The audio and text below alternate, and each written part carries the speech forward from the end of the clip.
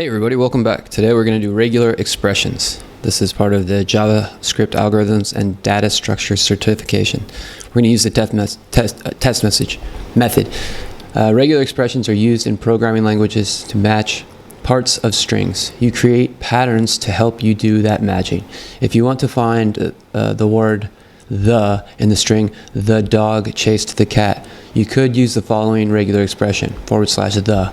Notice that the quote marks are not required within the regular expression. JavaScript has multiple ways to use regexes.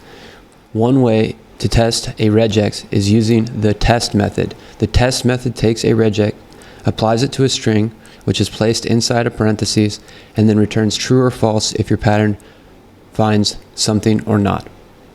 So here, our test string is free code camp.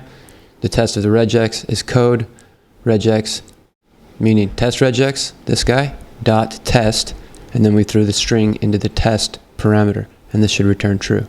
So we want to apply the regex, my regex, on the string, my string, using the dot test method.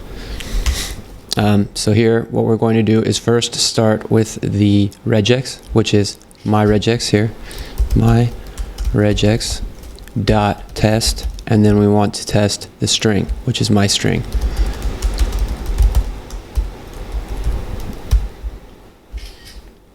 And let's console log that so we can see what's happening. Comes out to be true. Your result should be true. And that's the way it works. It looks like I didn't pass the test because it's in console log. So I'm going to take it out of console log and run the test.